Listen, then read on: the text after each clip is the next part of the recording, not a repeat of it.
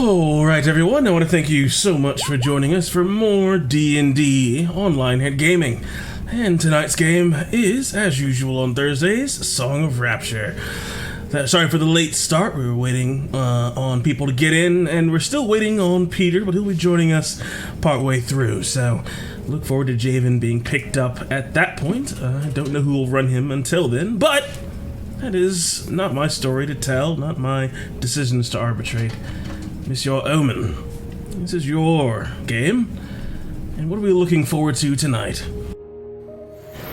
Considering we are still waiting on Peter, hopefully he'll show up by the end of our recap. Is there anyone willing to hop on deck and play an old kick-ass Dragonborn? I'll kick people. No, I'll kick people, it's fine. I want to kick people. I want to kick people. High roll for a D20, let's go. I've been told by HR I'm not allowed to kick people anymore. Okay, Incident. do you all three want to do it? Thanks, man, to do it. Okay, well there you go. I should do it since I technically already have control over him. No, you should do it on your cams and do rock, paper, scissors and see who wins. Oh yeah, you still do. We'll give it to Samantha. He hasn't played a monk. Alrighty. So when we last left our Valiant 7, they were standing before a great hut. A massive moving construct with beaming lights from inside, and the voice and shape of an elderly woman standing in the doorway. It's a very similar sight they experienced before, first entering this swamp, and, well, just an hour or so before, when someone, a terrible beast, was brought to an end, but seems to have made a strange return. Can someone tell me what happened on the last episode of Song of Rapture? Yes. Previously on Song of Rapture, we were with our heroes being invited into Baba Ima's hut for sweets and to generally talk to her about, well, what we needed her help with. And even though her appearance is extremely grotesque and we're very wary, her cabin was very warm and inviting, even cozy. Samantha couldn't resist the sweets that were put in front of her and started to munch on them. And it was also her that led the conversation, trying to convince Baba Ima that Ashenlin was not quite on the same page of her when it came to Marjorie. Persephone tried to emphasize the point, using her amulet of reflection to show Baba Ima what Marjorie looked like before they left Thistle. And when Baba Ima seemed uncertain about the truth of the matter, Quill reminded her that Persephone isn't really a liar. After all, the Sweet Mother's been watching us the entire time. She knows everything about us. Persephone wouldn't lie. And yet, she would not believe us. She kicked us out of her hut, and she fought us, along with her creepy cottage. Taking care of Baba Ima would have been a lot easier, had it not been for the house, literally fighting us too. But with Luna's quick thinking, she took the hut out of the equation and banished it into a completely different realm. And it was Quill who was able to deliver the finishing strike to the hag. But instead of knocking her out, which is the plan that the rest of the party had in mind, Quill simply cut her head clean off. Gregory, understanding that Quill is new to the party's overall dynamic and way of doing things, he made a light comment on how the elf was going to get an earful about his killing blow. But Quill stuck to his decision, proclaiming that a good hag was a dead hag. Luna was able to bring the hut back after Baba Ima had been killed, so Gregory and Quill could go inside and search for a black stone with cracks on it. Baba Ima had told us that Ashenlin spoke to her through it, and for all we knew, this was our only way to reach out to this fiendish woman who has a hold on Marjorie. Thankfully, the stone had been found, and when Samantha spoke into it, she heard her voice carrying into the stone, but didn't get a response back. Persephone gave Baba Ima a proper burial, and the Valiant Seven set off back towards Thistle, just going back into the direction that they had come from. And after some time in the forest, they ended up, well, somewhere familiar. It was still a bog, but there was a crater in the middle of it. And Persephone, immediately being suspicious of the very familiar landscape and a crater that looked like something should have been there, went towards where she remembered burying Baba Ima and quite literally dug out the grave. There was nothing left. Baba Ima's voice spoke to us, a sourceless voice echoing in this realm. She isn't going to let anyone barge into her home, insult her sister, and simply walk out. After all, naughty children must be punished. And so we rejoin our heroes standing before the very same hut with no other way out besides playing into this Hags game. Will we be successful in defeating her and escaping wherever she's put us? And will we be able to save Marjorie and Thistle from the hold of Ash and Lynn? Find out tonight as we write this next chapter in our story on Song of Rapture.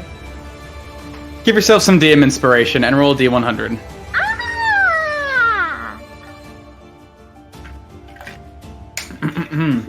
As indeed, having slain her once, beheading the old crone and basically giving her a proper burial. All in all, a fitting conclusion to a twisted and mad creature, the party found themselves unable to escape her realm, which continued to hold its presence in this forest, a perpetual swamp of which they cannot escape. And upon returning, they found the site of their battle once again rejuvenated. Like the branches of trees that fell and returned to their state, they find Baba Ima and her hut still standing, still strong. As you guys are readying yourselves, realizing the battle is not yet over, you witness Baba Ima standing in the doorway, looking down upon you, and with a sly smile, her body just seems to sort of fall apart for a moment, as if her visage were just falling away like dirt, dust, and mud. And it seems like she vanishes. As I'm gonna need all of you to roll me some, if I can find a button, initiative. Initiative. Oh yeah! I was waiting for him to be like, stand checks. Ah, look at that! Hey! Oh, God damn it. Okay. Now I gotta think about what to do. Quick! Okay. I got all the time in the world. Oh, wait, horse. Roll for Javen. Horse is still there. Yeah. Come on, horse. Yeah, you and me, horse. Look at all them fives.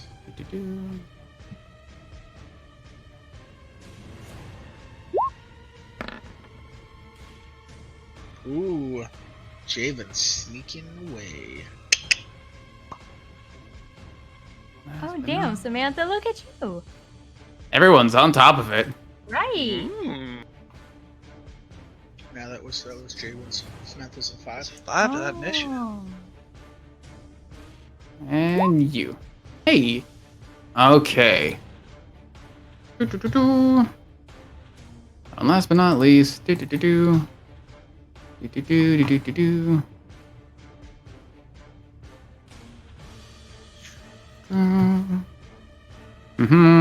Okay.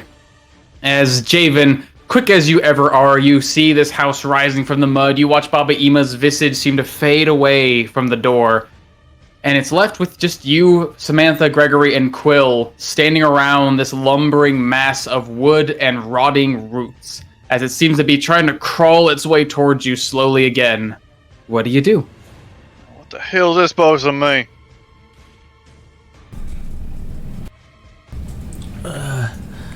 What is it we're doing this time again?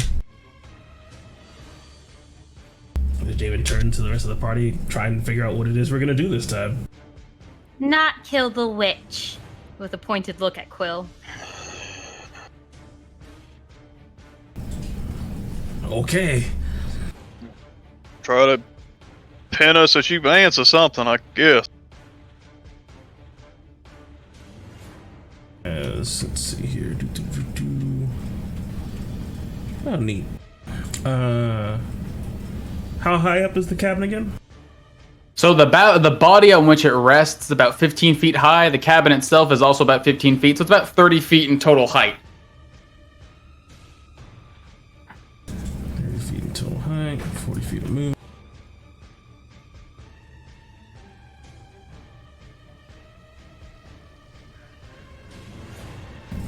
Go back 10. Key point, step of the wind. You just step. Okay. You disengage in with a key point. Oh no. Oh, okay. Yeah, as this thing immediately dies. as you're pulling back this thing, one of the massive roots that seem to be sticking into the ground as it's still pulling itself up, suddenly rises out of the ground before you as if trying to uppercut you with its massive size. Boo!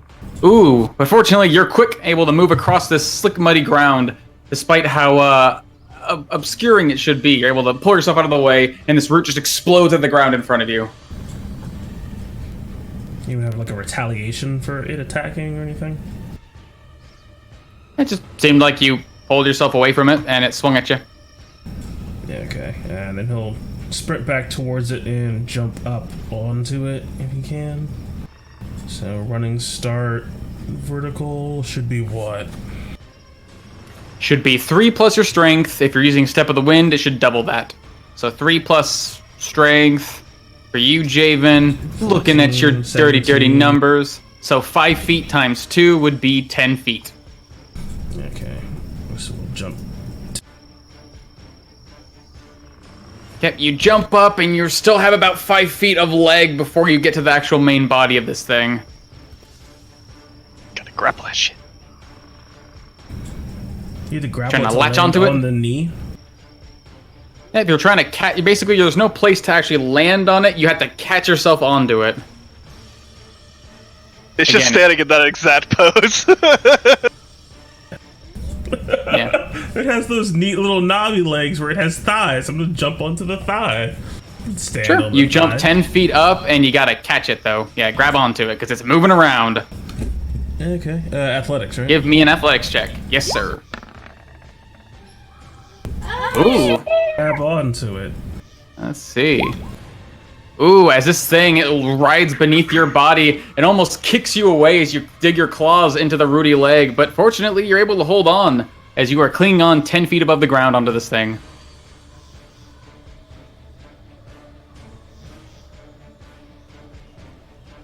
Sure, so you spent 10 feet going back, 10 feet going forward, 10 feet jumping. So that's about 30 feet so far, assuming you're dashing. Yeah, because I have bonus action to dash. So climb up the rest of the way of this creature, holding yourself up. It's an extra 5 feet, and you're using your... Basically, have to do some climbing, which takes 10 feet then, so that's about 40 feet used, and then you make it to the base of this thing, where you can actually stand somewhat properly, although the body is still moving around, and the door is wide open to this hut. Is it considered difficult terrain? No, again, Any basically you're dashes? climbing. Oh, when yeah, you're climbing, that's right. Yeah, yeah.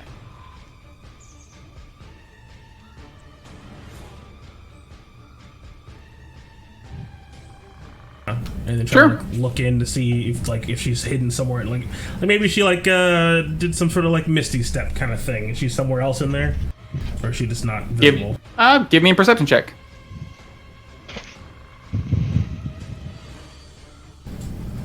Oh Jesus! As you look inside, the light blinds your eyes for a moment, you open them, and you take in the horrid smells of the swamp, the sounds of animals creaking, chirping around you, the sounds of the wood creaking and bending beneath your feet. And the door is just open, and it looks, the inside of the hut, despite having been destroyed an hour or so ago, it looks perfectly fine as it was before, if not dirty, looks empty. You don't really see any signs of her.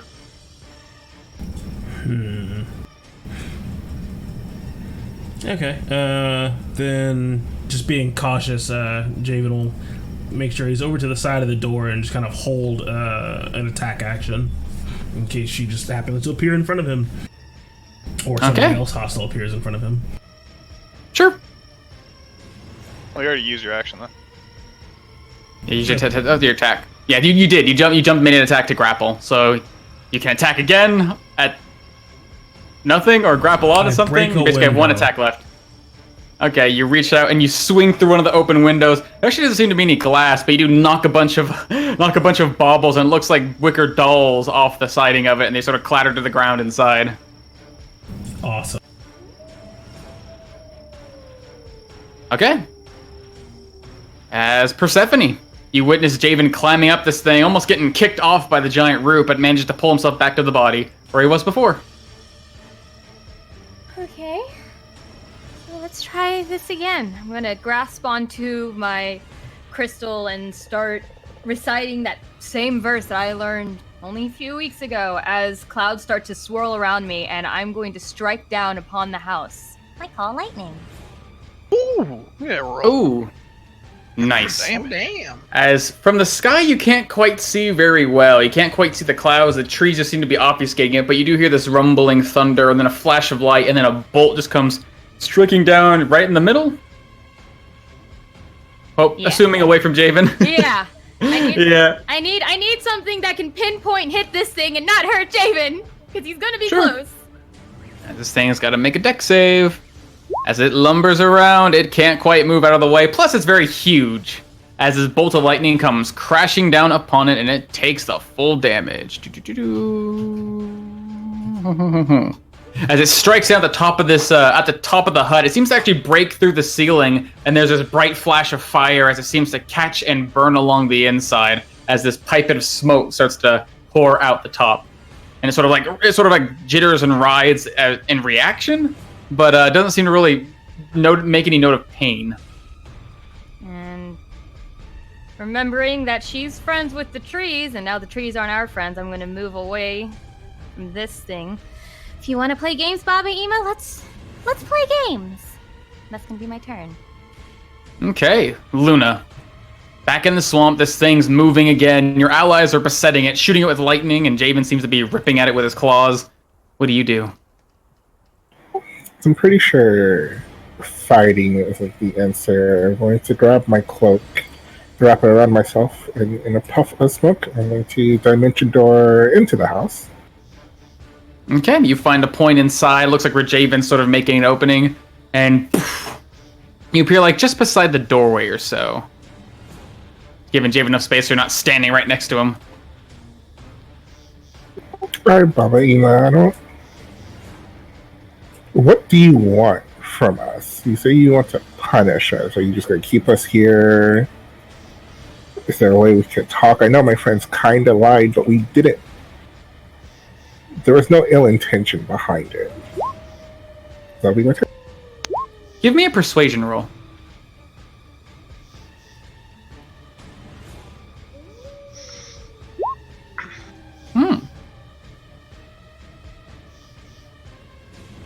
As all around you, you can hear sort of this voice. It almost sounds like it's coming right in front of you, but then you hear it like bouncing off the walls and even coming from outside of the swamp, as all of you seem to hear this voice calling out into the ether.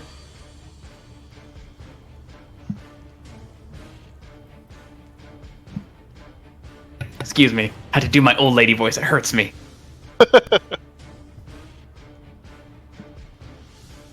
You all bring ill intent into this place to tell lies of my beloved sister.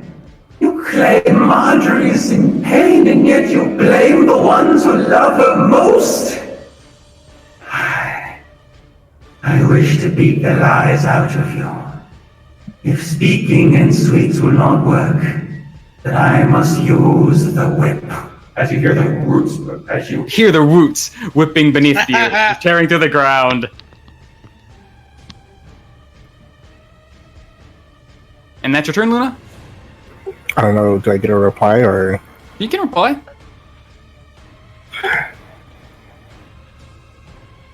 I'll reply next turn.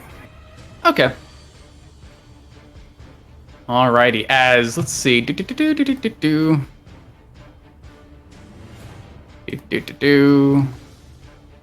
Nice. As who would probably see it the best? Persephone. You're focusing on your spell. You can hear it sounds like Luna's talking to something in there, and then you hear Ema's voice sort of echoing all throughout the swamp. And the moment that sound fades, you hear this sort of wet, sloshing sound coming down from, you think maybe the south, east, or west.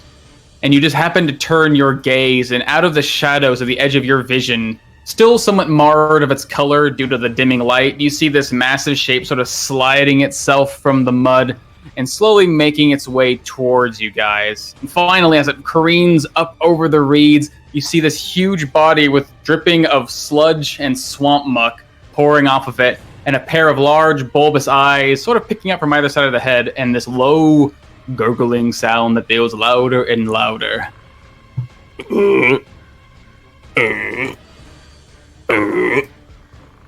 As this creature slowly but surely begins to lumber towards you, you see him sort of bathed in the shadows with the edge of your vision, And suddenly, let's see, how far are you? Boo-boo-boo.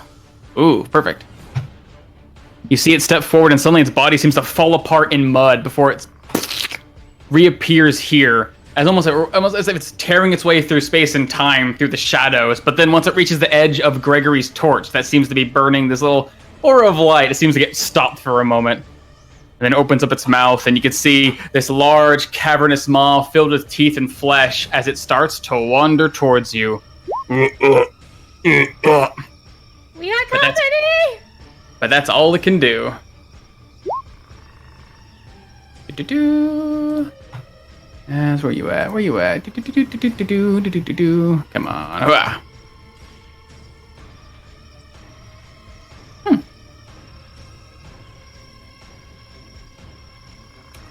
As you're moving away from the trees, Persephone, the swamp begins to chortle, and you can see those sort of glowing firelights, those little insects that you sort of felt were Fey touched, beginning to glow a bit brighter as the swamp begins to shift around you guys. And you most notably hear it from the thing that you were just moments ago most wary of, as you hear this creaking of wood and the branches begin to writhe, and you hear voices coming from all around you. Yes, mother. We must punish the naughty children. As Quill, Samantha, and Gregory, I need each of you to give me a... what did I put there? Dexterity saving throw. Oh, Samantha's just out of range. Do I see it? What's coming at us? It looks like the trees themselves are writhing all these branches up, and suddenly they lash out at all three of you. Tail! Sensing the danger. Trying to dodge out. Ooh. As Quill and Samantha, suddenly these branches reach out from the shadows behind you and latch onto your bodies, each of them dealing... Where are you at? There we are. Ooh, that's GM layer. I'll send this one. That's not so bad. Ooh, as suddenly these branches wrap around your body and twist and contort your limbs and arms tightly as you each take 12 bludgeoning damage, are grappled, and are yanked towards the closest tree, as it seems like the trees themselves are pulling you towards them. And let's see, as Quill, you are somewhat caught unaware of these trees, as suddenly the sound of this thing moving, the giant hut in front of you, the giant roots were creaking and distracting you, watching your allies claw up in front of them. Suddenly these branches reach out behind you and catch onto you, as by being quite unaware of the danger, you are not only grappled, but you are also restrained.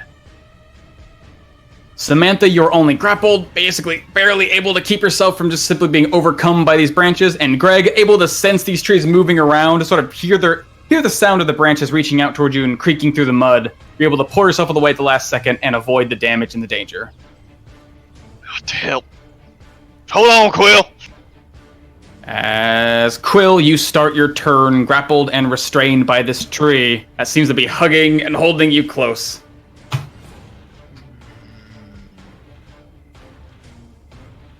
Yeah, he is. Been here a while. As just gonna do a little poof right there. Nice. His body's being held by these branches and suddenly disappear. Nice. Ooh. As I just appear, the bullywug doesn't even see it as the blade just rips across his left eye. As it carves across his eye, this spray of gold and dark red blood falls from its orb as it takes a considerable amount of damage. And then the second cut comes in. It's a bit more prepared this time. It reaches out to catch your blade and deflect it, but you're a little too quick, Quill, and you lower your blade just beneath its arm and cut across its stomach, dealing an additional 6 damage.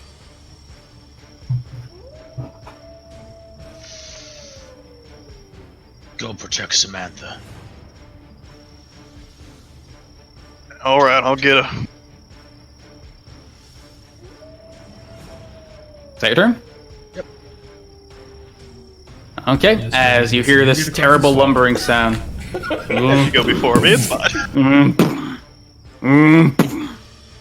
As this hut seems to pull itself over you guys, the actual legs descending up and down, as all around you hear a similar voice calling out. Lucy, my home is a good child.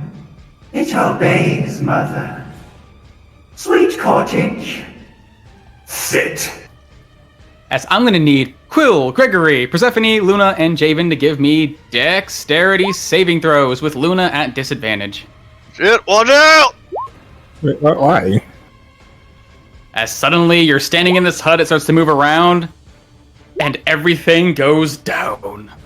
Are Luna and Javen directly 10 feet above me? They are 15 feet plus above you. Yeah. Okay. Do I get assaulted with pots and pans? Fortunately, you're just barely outside of the hut. I call out to watch out. You can see me just raise my battle axe to try to block this thing as just light sort of pulses out of my weapon as trying to seem like that strange magical armor that forms around people when, danger approaches. It seems like a tiny magical version of that springs around Persephone and Quill. And it's just for a brief second as this thing comes crashing down, you almost seem like a shield forming above you. Just for the half second. Oh? Just aura. Okay. I was like, a spell? Oh yeah, Paladin Aura. Okay, let's see. So Quill, Persephone, Haven, ooh.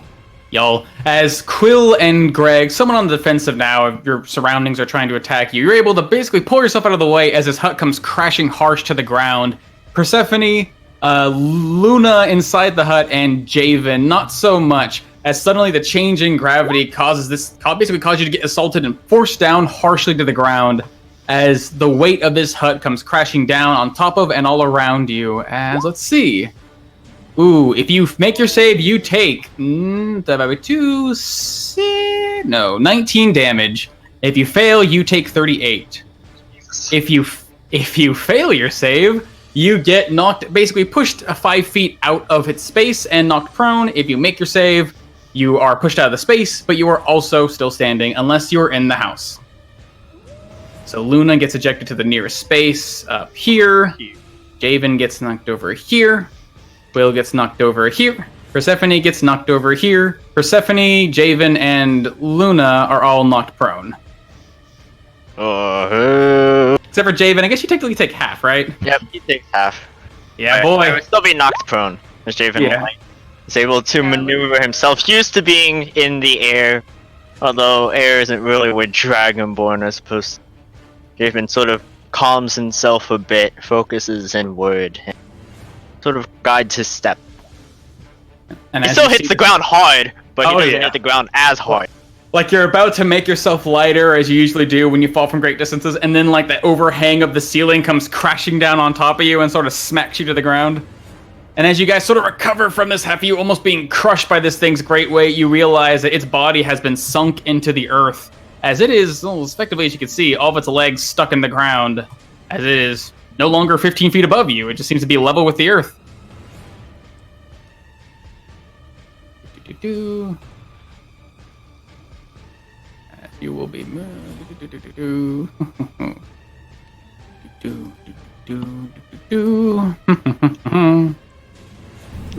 You failed the save? As I think so. Samantha's just watching hugged by the tree. Oh, that looks terrible, guys. I'm gonna assume I lost concentration on my call lightning. 14 plus 3. Ooh. I don't think it's Yeah. it's not a +3. I'm not near Greg. Yeah, so then as soon as the house comes crashing down on top of you, your thoughts on the storm forming above you to crash down on the hut sort of all fade at once, and when you come to again, the storm is gone. You were near me at the time of damage, but still not enough. But yeah, I didn't think so. Okay. Okay, as you're sort of coming to Persephone, you are also knocked prone. Sort of pulling yourself onto your feet in the mud, you hear the sound of that sloshing again coming from the south as you see a familiar face pulling itself out of the mud. So let me do this real quick. Gotta use you. Ooh, fun.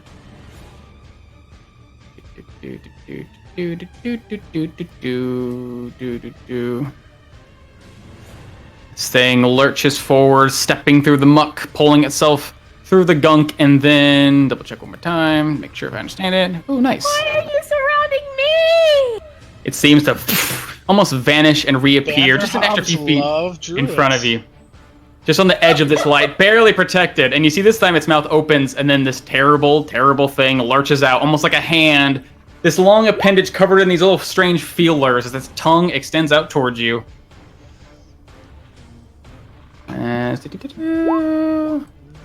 With advantage because you're prone. Oh no! Range. It's a melee attack. Within 5 feet, Range doesn't tongue. Possibly. no. You're right. Melee. Does it need 50 or 5 You have feet? to be, I think it's gonna be 5 melee feet. within 5 feet. Regardless, the tongue this is- lashes out towards you, and you manage to pull up your shield and bounces off, sticks to the edge of it, but you rip it away as this thing is trying to basically pull you into its gullet, but you succeeded against it. And as this thing lurches back, pulling its tongue back into its mouth, you can see suddenly reappearing behind its body a small figure. Now clad in clothes no longer torn and ripped apart, you see Baba Ima reappear, smiling. I told you, naughty children. Punished. You will be punished. As she seems to very carefully make her way around here, sort of looking over the lot of you, and sort of stopping here when her eyes lock down onto the girl tied up in the branches of the trees. You there, child. Don't leave that one alone. Go get her. As the Vanderhob turns, sort of licks its mouth, its tongue returned to its jaw, and it turns towards Samantha. Ugh. As the one next to you, Persephone, also does turn its head towards Samantha. She's got what I want. As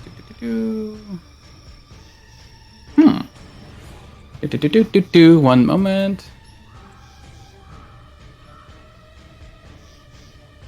Oh, as Luna, you pull yourself off the ground. You basically got battered by this fucking house. Why did you get inside of it? You hear this wet slapping sound as you look to the ground, not too far away from you, just about here, where the mud beneath this tree seems soft and fertile. You see bare footprints slapping their way. Looks like slapping their way in this direction. You can't see that. Slapping your way in this direction. Can't see that either. What? Oh, fucking GM later. Stop it. You see barefoot but slapping in this direction. There. That's all that happens. As Samantha, you're bound to this tree, not quite fully restrained, just basically held in its grasp, as if it were hugging you painfully.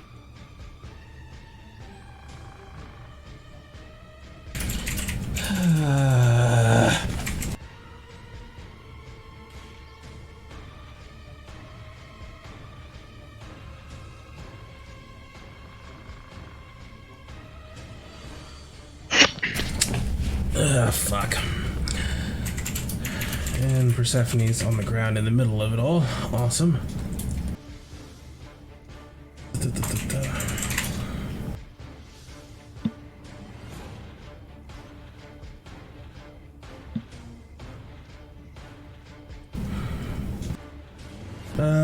Samantha will... Is it like an action to try to get out of the thingamajiggy? I didn't see it. Yep, you're basically grappled, so it's like getting out of grapple. Okay.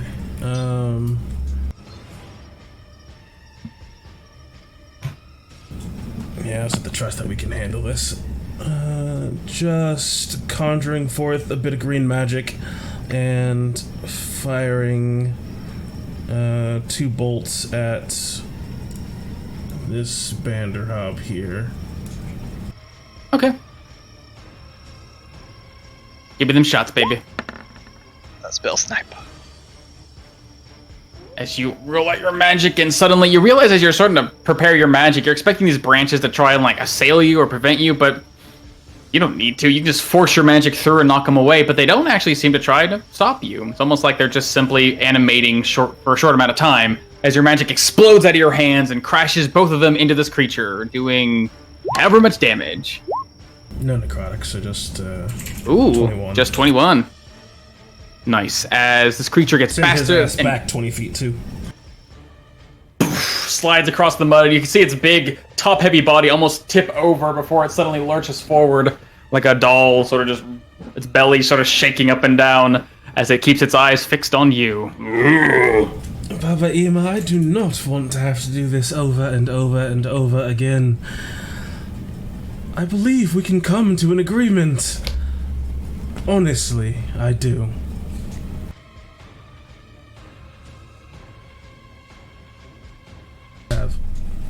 Okay. As Baba Ima's looking you over, hearing your words, you just see her smile. An agreement? Oh, I'm always listening. Just please hold still, will you?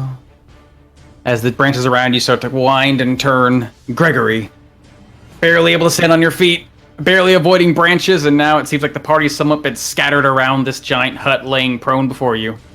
Raise up my axe as this thing just bashes against the front of me and I skid out into the mud, looking around as this fucking giant frog starts charging at Persephone.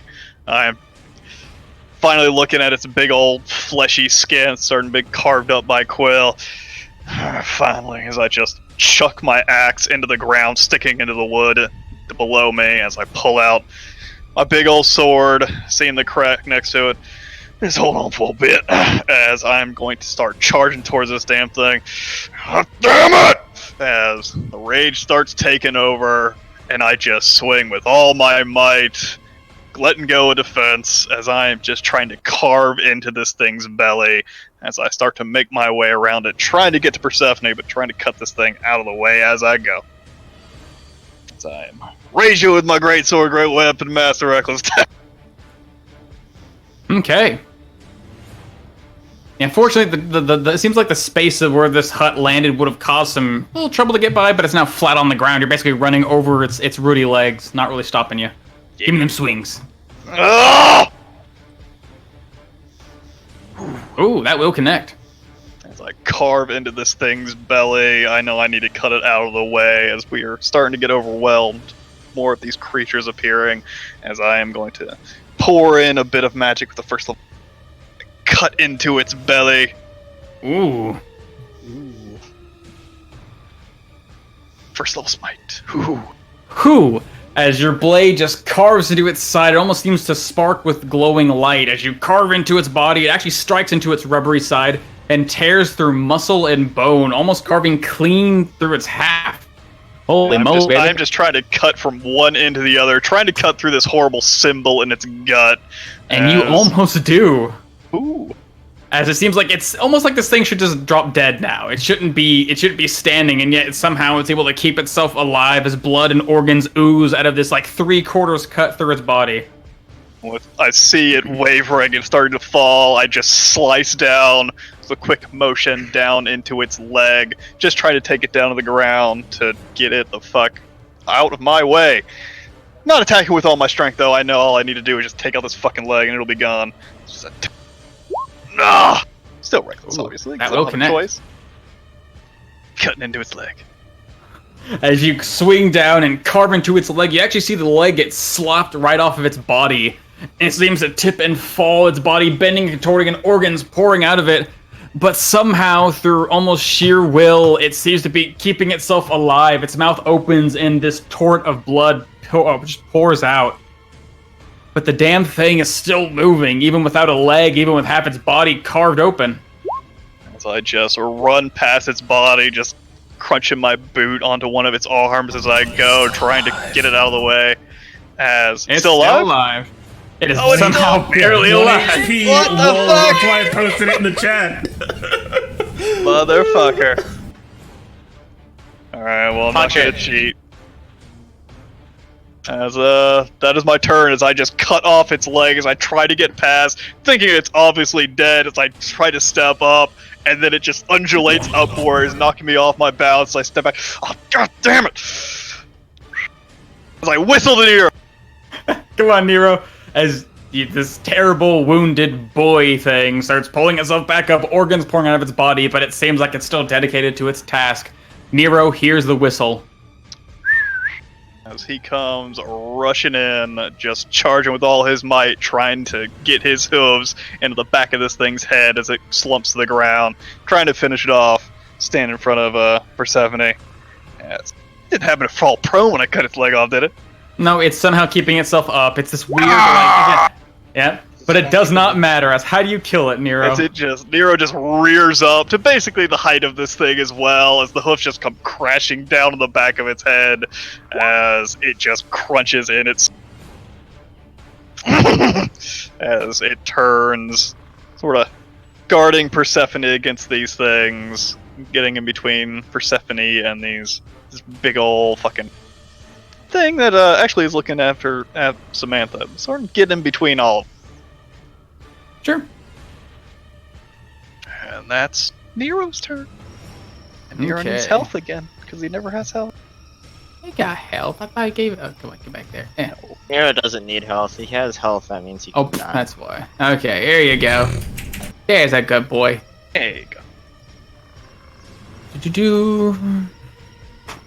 And as Nero pulls away to stomp one of these creatures down to the mud and turns around to face the next, there's this wet slopping sound that you can barely pick up, Samantha, coming from Nero's direction. You're thinking, oh, it's the other horse, maybe? No. Oh god, no, as...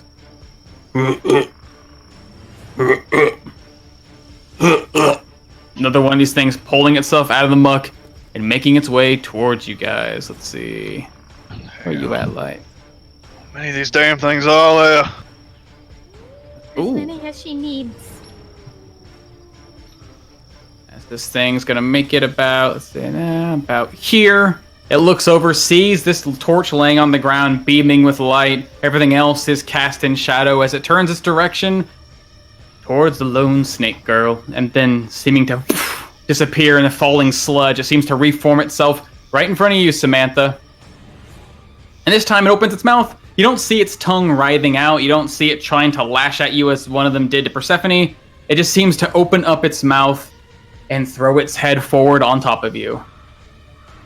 Absolutely revolting.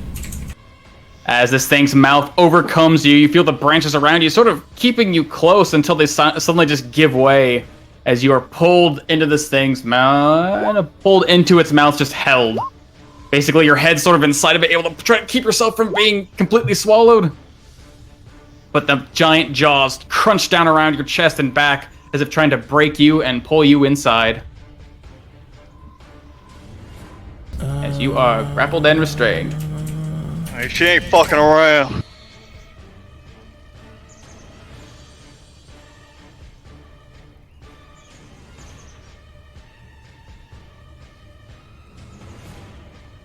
That's fucking gross. And those are some really big teeth, so I'm gonna castle.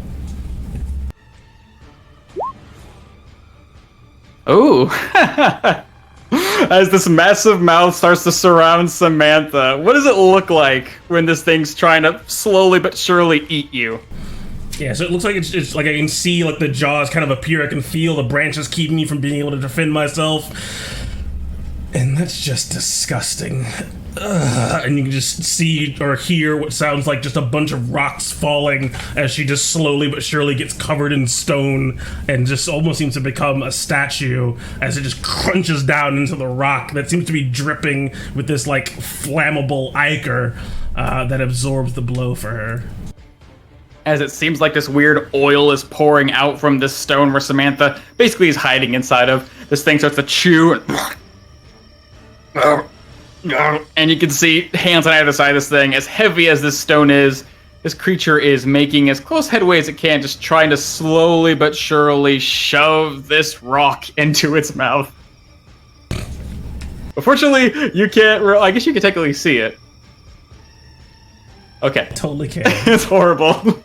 As Javen, you're on the prone, having been battered by a house. You're hearing the sounds of combat. It sounds like something was just torn apart and stomped to death. And then you look up and you see Samantha now being pulled away from this tree as this thing is trying to eat her inside of a large stone cocoon. Yeah, Javen on the ground. What kind of ground is he laying on? Is it like swampy? It's kind of swampy. Sort of hard? It's like about 3 inches or so of like dense, murky water, and then the rest of it's just muck. There seems to be enough footholds here that it doesn't seem to slow your footing, but it's just kind of nasty to be in. Gross. Yeah. Javen's head's sort of swimming. He hears the sound of combat. He like raises his head, and just plops his head back down. Reaches to his tool belt for his flask. his head swimming, so the only solution is to make his head swim. So he'll embed himself with his Dragon Dew Flask as a bonus action. Nice. Alright. Let's do it. Oh, hell. Yeah, Javen's not really feeling it. Ugh. Oh, my head. As he'll sort of teeter-totter in the water as he starts to get momentum. And then in one fell swoop, he'll use 5 feet of his movement to jump up from. Yeah, so you leap will. to his feet. Hey! Alright, you're ugly.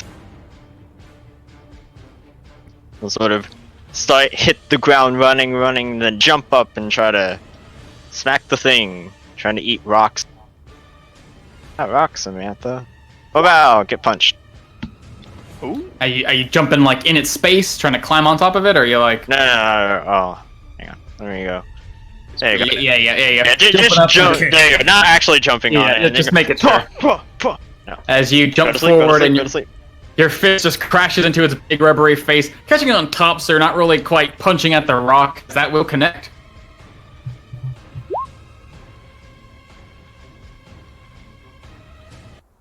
Yeah. I'm seeing as how that connects. Javen balls up his other fist and prepares a hammer fist all on this frog thing's brain. Just fuck him. Screw your brain. Don't need him. It's just pounding away. That will also connect, as it seems dedicated to the task of eating Samantha, but you're able to use this as an opening, just punching and striking to this thing's basically using his head as a bongo. Just seeing its eyes bulge and bounce on top of its head in 2 different directions. As that'll be Javen's turn. Alright, Persephone. I'm just like laying on the ground. I'm not restrained or anything, right? No, you're just prone, just in the mud. Alright. House just fell on you. Perfect. Wait, she cast? I'm just in the mud. I can just get up. Half my movement. It takes half your movement. Yeah. Alright. So I'm gonna get up and I'm gonna look at Baba Ima. It's like, you're right. We shouldn't have blamed Ash and Lynn. We didn't have any proof. We don't really know her like you do.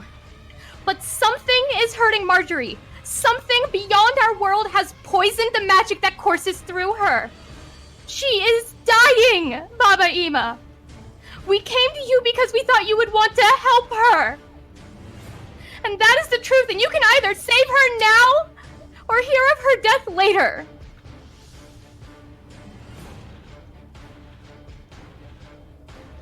Roll me a persuasion check. Here goes my DM inspiration. Hey. You see her brow furrowing at you, Persephone, as you're speaking these words like a disappointed parent. And then your words sort of seem to linger on her mind. Her eyes sort of dart back and forth, and her hands sort of retreat back up to her chest. I don't... She doesn't give you a proper reply, but she seems to be sort of lost in her thoughts. Okay, that's my turn. Alright, as Luna, you tried talking, you're in the mud now, you're inside this house, and it basically just fell on top of you while you're inside. Basically, like furniture and broken pieces and bottles came crashing down on top of you, and then you sort of fell out one of the broken windows and landed in the mud, and you're prone. If I stand up and use half my movement and then cast fly, do I have 60 feet of fly movement? 30 feet or 15? So basically, if you stand up, you'll spend 15 feet of movement. If you cast fly, you'll have 60 feet of movement, but you've already spent 15. So 45. feet of fly speed. Yes. Alright, so I'll stand up and cast a fly on myself, and seeing those footprints, I'm just gonna fly over to here. Not necessarily knowing where she is, but I say it's really hypocritical for you to lecture us online when you're creating an illusion of yourself over there, and yet you're somewhere over here. As you fly about here, Luna is trying to fly forward. You hit something solid and you hear spattering of feet below you. However, are we supposed to learn our lesson if our role model also lies?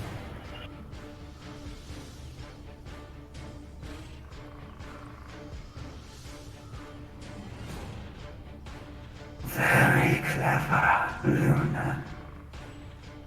As you just see the slight shimmer of the air, you can see a pair of eyes in a twisted form before it fades back to its obscurity. Look, you've succeeded, beat the lies out of me. I really don't care about you or your sisterhood or whatever the fuck you're doing right now. Marjorie's in trouble and she's going to die, and that's all I care about. If she decides to join your little thing on her own will, that's fine. But at the moment, that's not her choice. And she's dying because of it. So you can fix it, or you can kill us, and then she'll die, and then you won't have any sisters. Roll me persuasion check. Yeah, teamwork.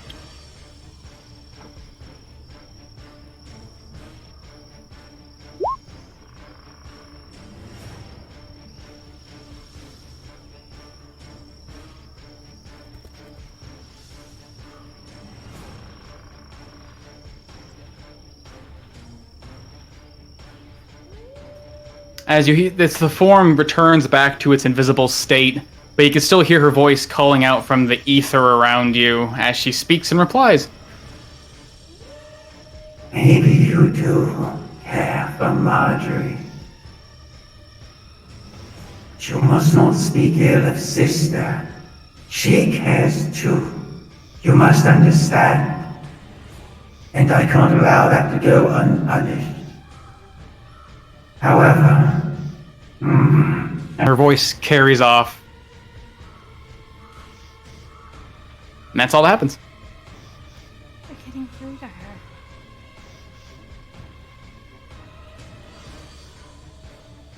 Is that your turn? Fireball. As I hate to actually fireball. Well, I can't pass her because As you do. I already cast a spell. So I can quicken cast Eldritch Blast and just help get rid of that guy. Yeah, you certainly can, even though you know there's this entity, sort of a malice next to you. With your spell snipery ways, you're able to just sort of throw out this bolt of magic and actually strike it at this thing. So you basically get just above Jabin's head as he lands after his next attack, and it strikes right into his forehead, giving that damage.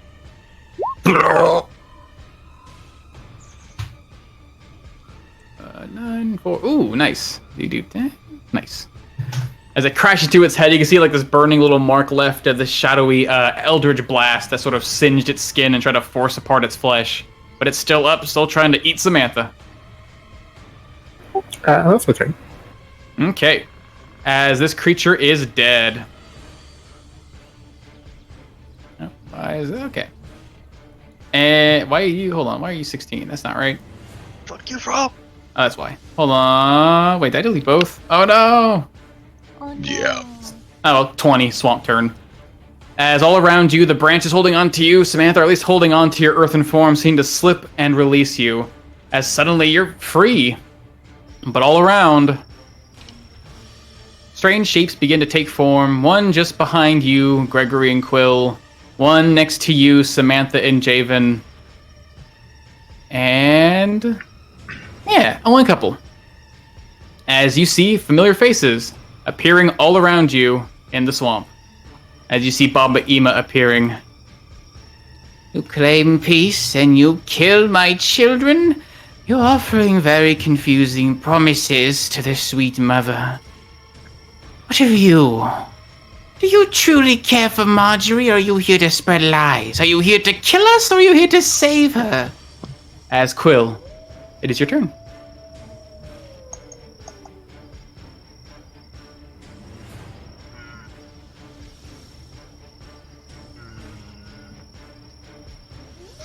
A good hag is a dead hag. It's true.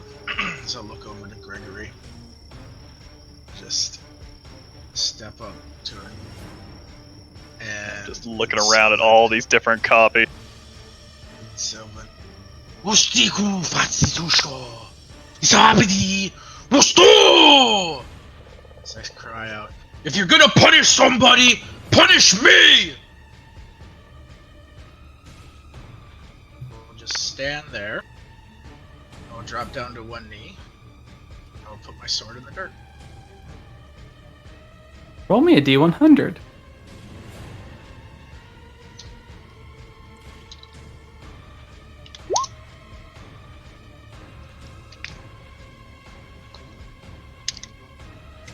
So you're kneeling down? Yep. Nice. As the hut slowly but surely starts lifting itself out of the mud, bringing itself back to its full height. And it starts to lumber forward, taking heavy steps, trying to rear itself back over your bodies until one of the Baba Emas sort of raises her hand. Hold on a moment. Hold on a moment, sweetie. I will take you up on your offer. Him. As 3 massive roots coming up and over, all down on Quill.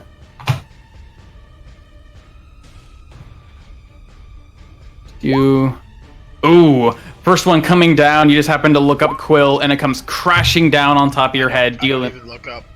Oh, just take I've it. been disciplined before, yep, just take it right Ooh. across the back. The biggest whip of your ever life, though, as you take 26 That's damage. not Clyde. This one likes to character be John whipped. makes has been whipped, you know. Yep. As another root comes crashing down on top of you.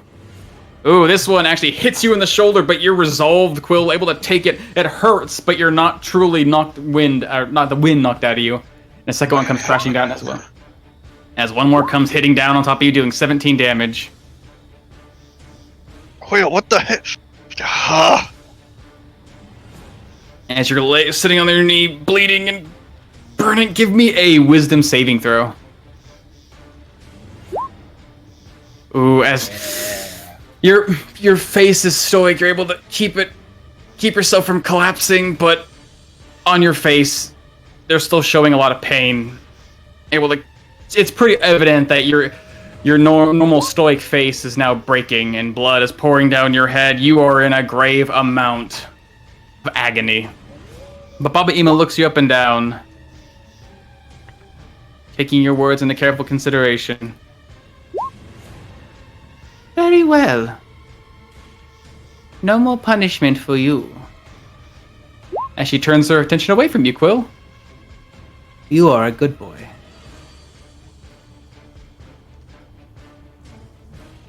As this creature down here, lumbering around, follows its orders, sort of catching itself back on its feet, and slowly but surely lumbers its way up to... What's the closest person? But it seems like the only one that really fits the bill is this horse. Not the horse, he's gonna eat a horse! He's that hungry! Of course. As this thing's gonna reel its head back and throw its head forward, trying to catch Nero by his very head. Ooh, just enough. Just enough. Nero tries to reel back, but this thing's mouth collapses around him and crunches down around its head. As Nero's neck snaps.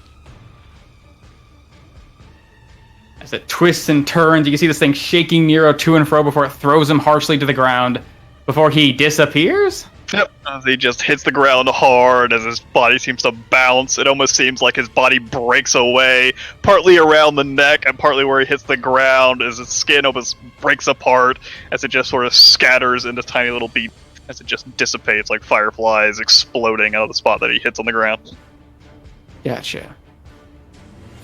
And as you see Nero being torn, it looks like he would be torn apart before finally he just scatters on the ground in this strange supernatural way, just at least comforting in the fact that he's not truly gone, he's not truly dead, he's just gone. Baba Ima sighs, and you hear all the creaking of the house as it's getting trying to move towards the rest of you guys. She just lets out this single word. Stop. And everything goes still. This thing is trying to slowly but surely swallow Samantha. Just turns cock-eyed, one eye looking in one direction, one the other. Closest thing you guys could probably discern to be confusion as it looks back at Baba Ima. And then slowly but surely... Spit her out. As this massive statue hits the ground, covered in this black and green bile. Some of it seeming to slowly but surely sizzle, but otherwise fading before this thing just steps away.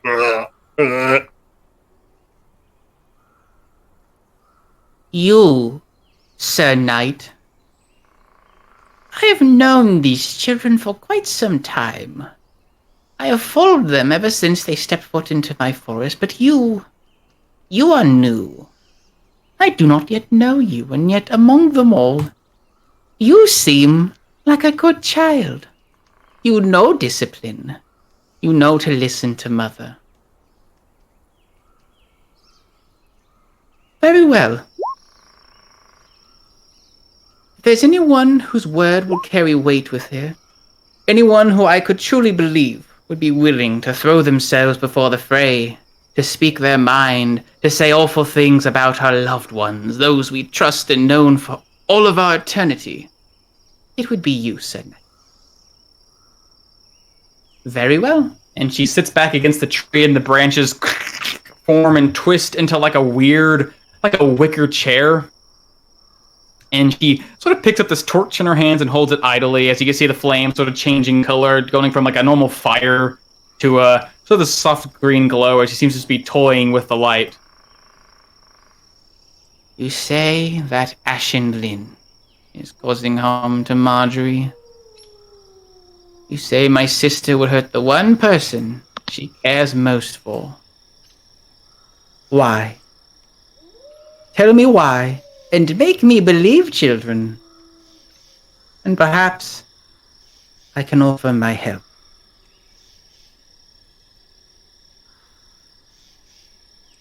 As her eyes mostly fix on you, Quill.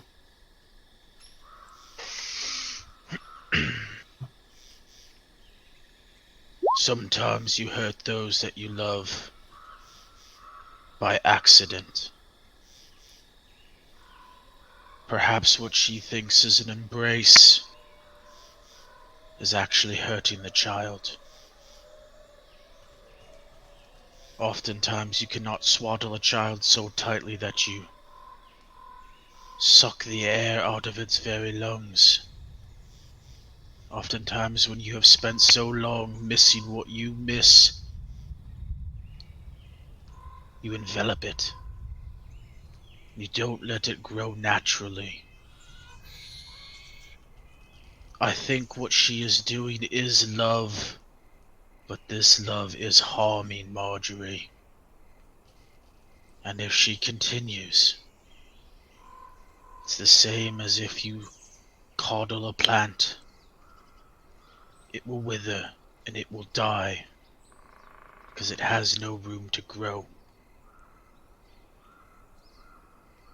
And as you're saying that, Quill, you see her hands almost sort of mimic the motions of your words. She's holding this torch in her hand almost idly, and then slowly but surely she almost seems to like tuck it in her arm, the fire pressing against her body. You can see the green flame sort of kissing along her already green skin.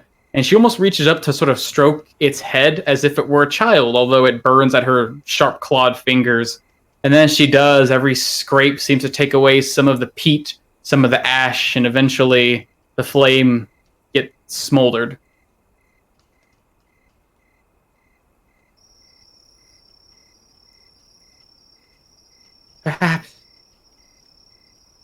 Perhaps you are right.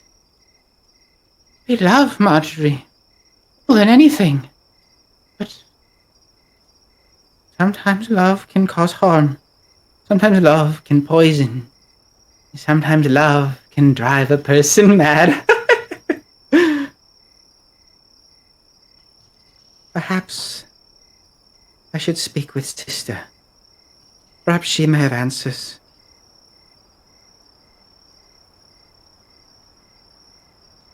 Perhaps she may need to hear from you.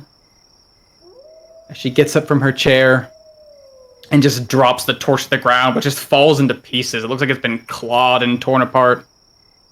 Which one of you has it? Which one of you has my sister's stone?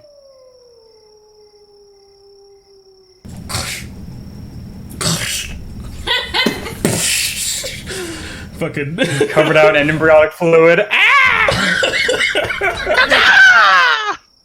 Persephone's Hiss gonna as point the chest to the burster. food-covered Samantha, I think she has it. As the Baba Ima next to you, Samantha, watching you hatch out of your stony prison, looks you over and sort of extends a long, cold hand. If you would not mind, child.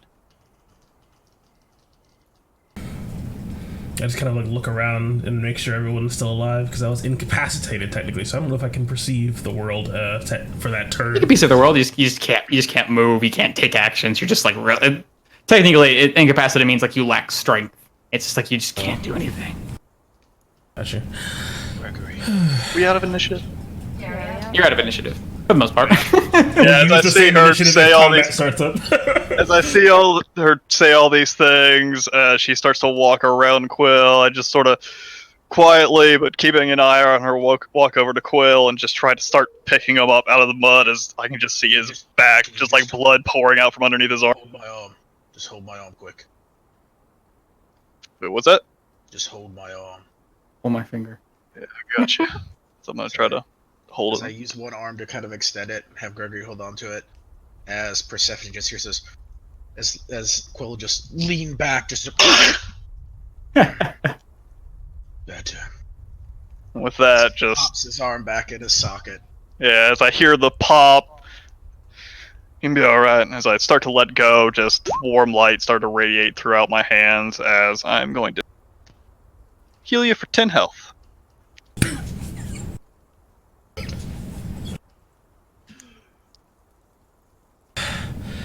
It seems like an agreement has been reached as I just kind of reach into my cloak between all of my millions of interior pockets. I have infinite pockets in here. Ah, here it is.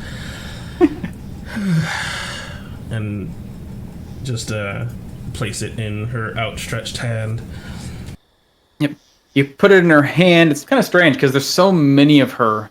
And now you put one in her palm. You're expecting this to be like, sort of pass through her as some of your own visions would, but it actually lands squarely in her hand, and her claws clasp around it as she looks down at this small, somewhat beautiful cracked stone, looking it up and down. See these little shimmers of purple and red running along it as it holds in her hand, and she sort of wanders past you, Samantha. Thank you, darling. Sister. Sister. Here, Quill, take this just in case things go bad. I'm going to hand him a potion of greater healing. A greater potion of healing. I'm gonna do the same for Luna. And then I'm going to drink my common potion of healing. I have potions. I'm just gonna down them all in quick succession. Thank you. Take all four. Just line up shots and go for each one. Yeah, I'm just putting the salt on the edges of the glasses for each one and encouraging her. And it might taste a little bit muddy, but that's just the ryath fruit that I put inside it when I made it.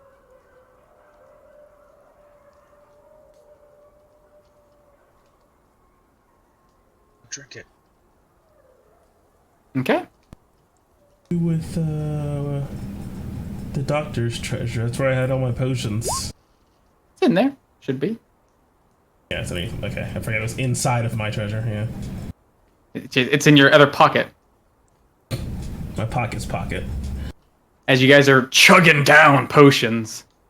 I guess, yeah, with Purse, yeah, where is it? Quill, the one you're drinking, the specialized one that seems to have this really earthy taste. Let me remember what that does. Unless you can remind me, Persephone. Yes, so greater potion of healing, you're going to gain 4d4 plus 4 hit points when you drink it. But because it's enhanced with ryath root, you're also going to gain an additional 2d4 hit points, as well as an equal number of temporary hit points. Do that roll. That hurts my heart hearing her say that. It could have been me. It should have been me. I made these after a terrible incident in the forest. Oh, I didn't get it till now. You. A horrific incident. Yeah, statistically speaking, there's a 100% chance that Javen should die by the time we're done with this. As Statistically speaking, all of my characters have died after going into the Elder Bar. So, as you guys are taking some time to lick your wounds. Baba Ima sort of leaves you be. You can see some of the other versions of her gathering around, and even one that seems to step out of the shadows themselves, as if forming out of nothing. Just sort of step quietly by and join. Closest thing you could say to be her sisters, as they all seem to be coveting together, passing the stone from one another and sort of whispering and calling it to you. You just hear her saying, like, Sister? Well, now we need you, sister. She's not answering. She hasn't answered in a while. On a second thought, we haven't heard her in a while. Sister! Sister! Oh, dear. as some of them turn back to you, each of them seeming to turn back to a respective person. Is everything okay? Ashen Lynn always answers when we call. She always answers her beloved sister when she needs her. Why is she being so quiet? Oh dear. This may mean... Oh no. What? This is mean. Sister doesn't like it when we do it. Sister gets angry. But we may need to go see Sister. As the other Baba Emas sort of recoil at one of their ideas. Going to hurt us? No, Sister says to never visit her home. Her home is her own. We have our own home. We must never cross the paths unless always have to. I mean, as long as you knock, you know, as long as you knock, she just says, hey, you know, it's fine. And this would be a situation in which we have to save your sister. She'd understand, right? Yes, but I don't know. Okay. We could go with you if you're afraid. We could protect you. Well, sister's quite as strong if she ever gets crossed. You're all quite capable, yes you are. Especially you, Knight, when you cut my head from my shoulders. But sister, she's a different beast. She get quite terrifying. But she wouldn't do anything too bad to me. But I thought she doesn't harm those that she loves. yes, but my sister's not always herself when she's angry. And don't you have siblings? Siblings can be very, very cruel when they're upset with you. Especially Yes. the older ones. Yes, they can. Not to baby sisters, though. I used to be the baby. No one ever harmed me. And then Marjorie came along, and now... I do not know. Baba We can go Ema. with you. There ain't any turning back from this. If your sister would be mad at you, as I just kind of use my action to drop my disguise and summon forth my crown of snakes. They are not dancing the conga right now. They're all just intently looking at her. As I am intently looking at Samantha. I weighed this decision in my mind for about 5 minutes. Judging. Raises a Internal broken, entry. raises a twisted broken arm to stroke his chin. Just cracking each time. Baba Ema, well, I'm sure you have seen my face before if you've been keeping tabs on us for as long as you say. But you can simply tell her that I forced you to do it. If she terrifies you so much. I am quite monstrous myself, as you can see. He turns to look you over, all eyes turning to you, looking you up and down from all angles. Oh, yes. Yes. If you were there, she would think that my arm was twisted. Yes, I was in peril and you forced me to this. You had course. no choice. No choice at all.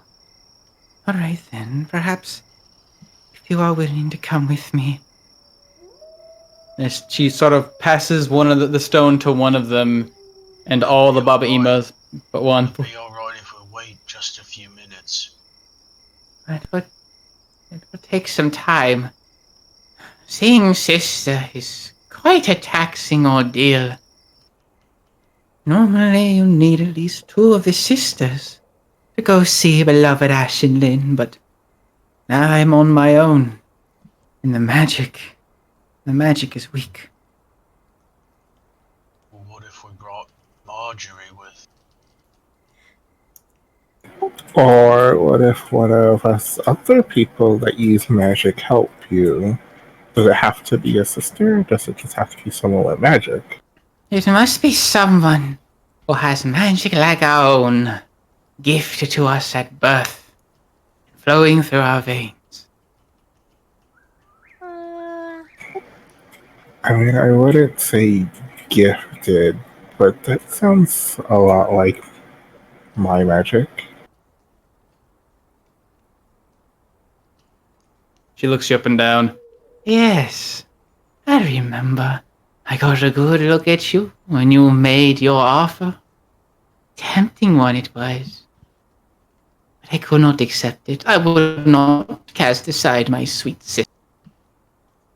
She, Okay, because if we're exposing lies, I was completely lying. naughty child, getting mother's hopes out. What good child for protecting your friend? as she very carefully extends this twisted-looking stone between you and her. Place your hand upon it. Brace yourself. Poor Omen. Force the greater healing potion into Javen's mouth because he's not responding. Oh god, what are you doing? You just get 15 No, health. I Roman. don't consent to this. Not being quiet. Plotting. Uh-oh. Okay, as long as I'm being quiet. Sorry, I'm coughing up a frog. Get that 19 health. So I'll yeah. put my hand on the stone. Sure. You put your hand on it, and you almost feel like you're touching something hollow because there's like sort of echoing feeling as your magic sort of gets drawn to it. And you can see as it does, Luna, sort of the marrings and the slight discolorations of this black stone seem to fade for a moment, as if it's being almost filled, if not enveloped, by a shadow. And you feel it sort of pulling upon your magic ever so slightly. It will take some time. You'll prepare yourselves. It's going to be quite a drop. As it seems like it's going to take at least for her maybe only about 30 minutes or so. That With Luna's help. progresses an hour. Do do do do do do do. Do I have to keep my hand on it for the whole 30 minutes? It seems like if you pull your hand away, it seems like that feeling is starting to weaken in your hand. And it still seems to persist even when you move away from it, but when you put your hand back on, it seems like it sort of accelerates it. Fine. Walk over and pull my axe back out of the trunk or the rear of the tree. Oh fuck, I'm not gonna have my aspect of the serpent. Oh boy. As some time passes, anything as you want to do, it seems like the house has finally sort of settled itself back into its place, sort of nestling into the ground. Boom, boom, boom. No longer accosting you. Baba Ima seemed to be like intently focused on this, or does she just seem to be like kind of lackadaisically holding onto it, waiting for the magic to fill up? Like, is she filling up her gas tank, or is she like fucking writing down a fucking book? It looks like she's closing her eyes and sort of turning her head like left and right as if she's like looking for something, or in the same way that someone maybe like tuning an instrument would be like listening for a sound. She seems pretty intently focused, but not to the point where she's like catatonic. Okay. I just didn't want to interrupt her focus then if she was super focused on it. I'm terrible. I don't remember if I raged last time. You raged during this fight, yeah. Yeah, I know I did it right now, but I don't remember if I did it the first time we fought the house. I think you did because when the house Sure. disappeared, I think your rage like went away because you didn't have anything to hit or something. Yeah, I think I did. Okay. Yeah, it's Gregory. It's just looking pretty obviously just sweaty and fucking overheated. He's breathing a little hard even after a good 5 or 10 minutes goes.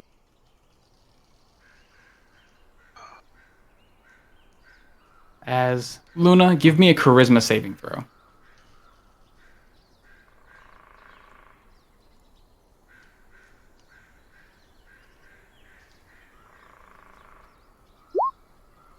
Ooh. As the longer you hold onto the stone, it's not so bad at first. It feels like it's pulling upon your magic, and then it starts to get stronger. The sort of magical pulse is... And it's almost like something's trying to tug at you. In the same way that it seemed like when you encountered that strange entity in the woods months and months ago, it was trying to take your own magic. But this time, you're able to resist it and fight it. And this time, the magic seems to pull into you slightly. And when it does, no longer this sort of shadowy, warbling mass of energy, it seems to be almost like visible. Like it almost rises off the stone like a soft little puff of steam that envelops your hand. It even seems to move along Baba Ima's. And you hear sort of mumbling trails, yes, it's working. Yes. As steam starts to pull itself up and off the stone. Everybody, hold on. Find this Brace myself. Is this gonna be like a falling sensation like when we visited a Shay, except we were falling upwards? Probably. As you guys haven't really experienced this feeling before. It's you guys aren't falling, you aren't rising, you aren't turning. It feels like you're shifting. It feels as if like your position is the same. You're standing exactly where you are, but like it's like you got pushed through something like a veil, as if suddenly you have to catch yourself. It feels like maybe you just fell or maybe you just climbed. Your sense of direction just goes bonkers and your eyes flash white. And when you take a breath, everything feels heavy and there's no air, but then maybe you don't have to breathe because what you're breathing in isn't hurting you, it's not helping you, it feels strangely empty, just like the sound of your environment. It's empty. And when you open your eyes, the white fades and you're still in the forest. But everything is lacking in color. You look next to you and there's no longer a swamp, but a sea of trees that all seem twisted and gnarled and devoid of any loose branches or leaves. And it's strange because they almost are stacked on top of each other, impossibly close. And you realize the trees themselves are translucent. Or and what? you blink for the next second. You blink for the next second, and you can see you're almost back in the swamp again, back in a forest. And you blink again, and you're back in this strange place. It's almost like you're in two places at once, as you find yourself in this strange and ghostly visage of a forest. For Persephone's, from Persephone's perspective, being in this place, does it almost feel dreamlike from the dreams she's recently been having? In a strange way, yes. Not to the same degree. In a dream, everything is sort of lucid. It seems just to come and go as it appears. This is somewhat different. It has this strange sort of otherworldliness to it. But you reach out and you sort of touch one of these translucent trees, and for a moment your hand presses against it, like it's solid, and your hand goes through it for a moment, almost gets stuck until you pull it back out. It's like it's real and it's not real. Very similar to a dream, but not like any you've had. Does it feel dead and devoid of life? Definitely feels dead and devoid of life. You're looking around for any signs of movement. You're only able to see about, sort of reminds you of Stroma. You're only able to see about 60 feet ahead of you or so before everything sort of fades away into fog. You can see like things are somewhat gently falling in the air, sort of like snow in a way. Almost looks up like, but it's not cold. It's not freezing as it was. It just seems like the air is filled with like a mixture of fog, mist, and maybe ashes. Yeah, Persephone has seen this before. She's actually going to smell the falling white flakes to discern what it is. To smell them, you put up to your nose and you sniff, and oh, it's weird. You do smell something, but it's not. I mean, can't be this. It smells earthy. It smells warm. It's you. You're smelling yourself. You don't really get to smell yourself too often. Usually because all around you, the world is just hitting you with senses. You can smell the salty brine of the swamp. You can smell the dense, rich earth of the forest. But none of that exists here. It seems like among everything standing, your friends, Baba Ima, are the only things that seem to have any sort of flush of color, flush of presence. Is this usually what our home looks like, Baba Ima? Oh, yes. A terrifying looking place indeed, but it is her world. It is where she resides. As she steps forward, and you can see her claws sort of going down to sort of like dance along. It looks like a stream of reeds. But as she touches them, her claws gently tuck and pull at the stems, and they just sort of fall to the ground dead before sort of just fading into nothingness. She calls it the ether, a place between the worlds. And she keeps an eye on all the good and bad children of the forest. And as she's walking again, almost like every step she takes is a ripple in this world. And within that ripple, you can see through the strange forest you're walking in and see the mud on the ground. You can see the frogs swimming through the muck. You can even see these large lumbering shapes for a moment sitting next to you as you turn, Samantha, to look at one that's standing almost right next to where you are. And you realize it's like this ghostly vision of one of the massive frog creatures who tried to eat you. Although in the next moment, the image just seems to fade away. She just kind of, Samantha just kind of almost grimaces and then kind of sneers at the thing. Okay. So, Baba Ima, forcing you along. And she just says that with a smile on her face. Where do we need to go? As she looks around into the dense forest. Sister's home is quite some time away. A bit of a walk, although not much will stop us here. If we are quiet, we must move like shadows, soft and silent. As she very carefully takes a step forward, and you can see the ground beneath her, her footprints being left in the ground sort of rise back up beneath her feet as if she had never walked there. And as she says this, you can hear this sort of strange, like, low as some of the mist seems to swirl off in the distance. And Luna, especially keen and perceptive, you've seen these visions before. You see these sort of silvery, moving spirits, not really aware of their surroundings, seeming to just move through these ethereal trees, some of them moving around them before swimming off into the fog.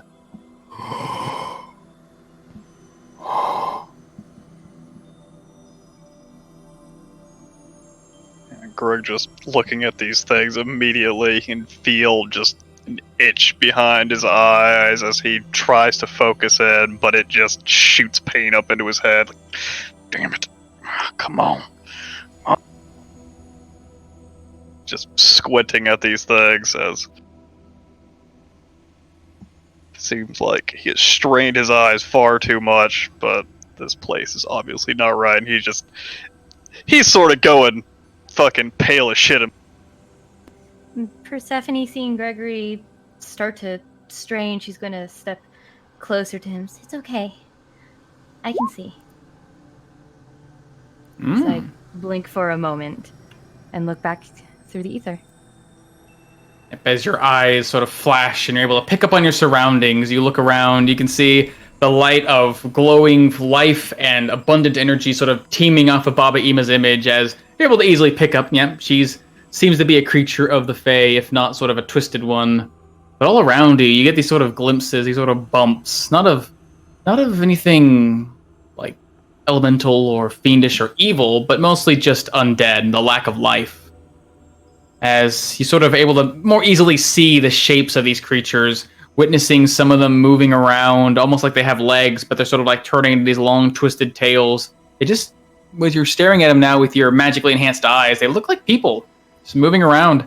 Some of them with pointed ears, some of them with short, stocky bodies. They just look like lost souls. I'm gonna lift my ring and start speaking into it so I can speak quietly, rather.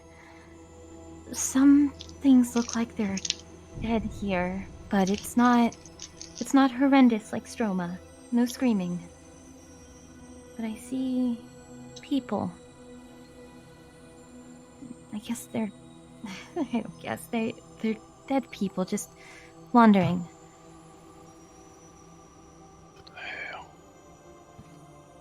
And Luna, as you're sort of witnessing this area, it seems strangely familiar to you, although your eyes are more accustomed to the darkness. You're used to seeing these spirits swimming in the shadows, but this, it's almost like somewhat similar, if not a bit more comforting, at least in comparison. You hear a soft voice, actually, from behind you. Why are we here? Why am I back here? As you turn around and you see nothing at first until you look down and you see this tiny little shape, ghostly and pale. It looks like a small little boy, short hair and large saucer eyes before it sort of fades back into this sort of small ethereal orb. As you feel pity leave your body and actually take form behind you. Pity, what do you mean back here? This is where I came here. I was brought here after... Wait. This is where the witch lives. Yeah, the witch that we're here to deal with. Do you know the witch? She was really nice. I had nightmares, and then she said she'd make the bad dreams go away. And then I woke up and I was here. And I was cold. And I was alone. Hey, look, as I get down on one knee, you're not alone now, okay? You have me, you have those people over there, but more importantly, you have me. Okay? I'll protect you. What does it look like when Luna's talking to Pity? You all see it. Like, you actually all hear the voice, too, as it sounds like one of these spirits is talking. You see Luna actually kneeling down and talking to this strange little ethereal child, her hands, like, sort of resting on his sides, actually somewhat holding him, as he looks up at you, Luna, and just... Promise. I promise. And he just reaches out and just sort of throws himself at you in this little hug before the form seemed to disapparate into like this swirl of mist and ash, and before he basically re-enters your form. And you sort of feel this warm, sort of something of a warm glow inside, almost like a feeling of when you first found companionship out in this lonely, lonely world. Okay, well now I have a grudge, so let's go.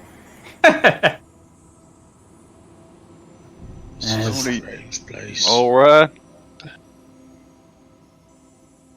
As Baba Ima leads you on into the forest, into the deep ethereal, all around you you hear the hushing and whispering and moaning of spirits. That is where we will end tonight's session. A bit premature. What? Yep. What? As you guys solved that problem pretty quickly. And Omen's a little tired and gonna die soon. That's fair. As we leave our heroes wandering into a strange new world, it seems, something called the Ether, a place touched upon by the voice not only of Baba Ima, but of Yaya Gigi, a place where spirits and lost souls wander, where they go to face down seemingly surviving member of the Wives of Ash, one who carries malice in her heart. One who even the vicious and seemingly unkillable Baba Ima fears. How will they fare in their next adventure? We'll have to find out in the next episode, baby. Oh, yeah. So you get to fight Freddy Krueger in his nightmare realm. Oh my God. Why would you say that? I mean, it's basically the same thing. I mean, it's okay, because Pity's just gonna turn into Chucky. Yes, indeed. This Pity is turns into where- Chucky. I'm going to quit the game. I just hope you know that. Yeet! Yeah, Pity's obviously the son of Chucky, who doesn't want to kill people, and sounds like a little baba from that movie. As that is indeed where we are going to wrap it up this week. And do not fret, there is still more D&D some very potent, some very exciting level 20 D&D. In fact, waiting for you just around the corner. Just got to get through Friday, Saturday, and then guess what? On Sunday, we have The Expanse at 5 p.m. Eastern. You can return to the Outriders as they press on into the Tomb of Bane, past the obstacles that have slowed them. In some cases, almost confused them, but they have overcome. These are the greatest heroes in all of Omnia, and it'll be interesting to see what, if anything, can stop them. So be sure to tune in this Sunday for whoever that guy was doing a really cool recap, and also the game, which is going to be great. So be sure to be there at 5 p.m. Eastern for The Expanse. And shortly thereafter, we come back right around to another wonderful game that has left us on a very tense and exciting cliffhanger. Kingdoms of the South, where our Apex Alliance is exploring and clearing out these caves of whatever monsters lie within. And Bird doggos. Though they were about to get the jump on these great big albino bats, something, we do not know what, screeched from deep within the cave, ruining their surprise and alerting the bats, and perhaps even instilling fear into our heroes as to what lay beyond. So be sure to tune in this Sunday at 7:30 p.m. Eastern for Kingdoms of the South, and then guess what? We come Tuesday, my bad. Come right back around this next Thursday for more Song of Rapture, where the Valiant Seven will press on through the realm known as Ether and confront, well, the root of all of this evil. So, I am looking forward to all of that and more, because there'll be more D&D even after that. So I certainly hope that you are looking forward to it as well, and you'll come back this Sunday, 5 p.m. Eastern, for the level 20 game as they press on into their end game. This Tuesday, as we explore the caves with the Apex Alliance and determine what lies beyond each corner in the dark. And this Thursday, with Song of Rapture and the Valiant Seven, as they contest this, perhaps their greatest foe yet. Until next time, I want to give a big shout out to our wonderful sponsors, Artisan Coffee, who we've been doing a wonderful sponsorship deal with, where they sell outstanding coffee with cute anime girls on it, and you can buy that coffee now at artisancoffee.com using promo code LION10. Get your sweet discount and help support the channel. Oh no, the music dropped. Why did you do that? I didn't do anything. My hands are off. How could you? Oh god. noises. Oh god, it actually broke. It's just Please not playing anymore. Coffee so the music will work. Oh, I got music for you. No, everybody, here you we want to go. try some of that Artisan coffee? You know, it's some good stuff. All sorts of delicious flavors, along with a beautiful piece of art given by some freelancers who have given their time and effort to making a beautiful piece for you to enjoy while you sip down a warm and tasty sweet beverage. That's right, Omen. And if you act now and use the promo code LionHead10, you get yourself a 10% discount. Think of all the money you can save, or all the extra coffee you could buy. Because when you're watching D&D, what better way than to stay caffeinated and energized with Artisan Coffee, with wonderful flavors like cookies and cream, peanut butter, and I believe maybe even strawberry cheesecake. What was that code one more time, John? LionHead10. Just Lion 10. Just Lion 10. No man. Just Lion. Lion 10. Lion 10. Discount today. Oh, jeez. Thanks, guys. And though that wraps up our sponsorship, you can also check out some cool Lionhead gaming merch down below as well, which of course helps support the channel. And you get to rep some neat, cool-looking merch with a D20 and a lion on it. So check it out. Get a cool cup. That's it. We're gonna go with somebody else that's throwing some dice and killing some monsters and RPing their second gnomish divorce. So be sure to check them out. And yeah, as always, may your dice roll 20s and you always make your saves. Yeah, I'll give you some pretty music. How about this? Spay You and work neuter for your me? pets. Oh my god! Oh, there you go. No, you Something don't nice play and the nice. don't play the fucking Okra music. Nah, That music makes me feel Play so it out. good. No, Play it out. Play it out. What happened? We're going home. We're Let home. Oakwell wash over you and all the viewers as you enjoy the rest of your evening. Oh wow! This Because isn't when you're neo cyberpunk music at all. I miss Nina already.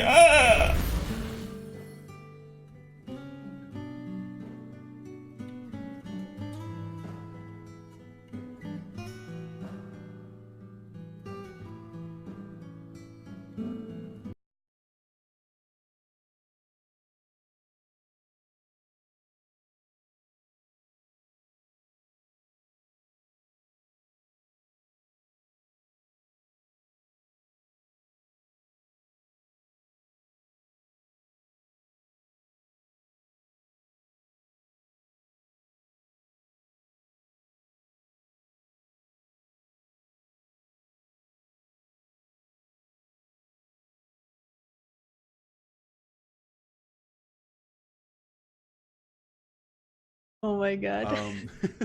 So Just walk over the blood. Yeah, well, it's so like it's technically, almost, yes. If you yeah. want to walk across your wall of force, you can. I mean, nothing could pass through the wall. Right. Doesn't say it hurts anybody to touch it, or that it becomes impossible for you to walk over it. So yeah. Yeah, I'm using it like a bridge. So I Sure. would get up and to the edge of it right there is where I Okay. get. Here's what I'm gonna tell you, because this is kind of interesting now. Okay. When you're here, you can see at least 4 or 5 demonic heads going.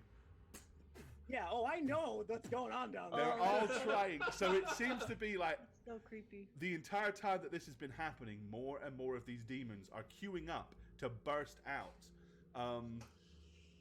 Pretty much, this would have been a never-ending flow of demons coming out if you had not done this. Upon seeing them, however, in your mind registers the urgency. This thing will not last forever. Right. Okay.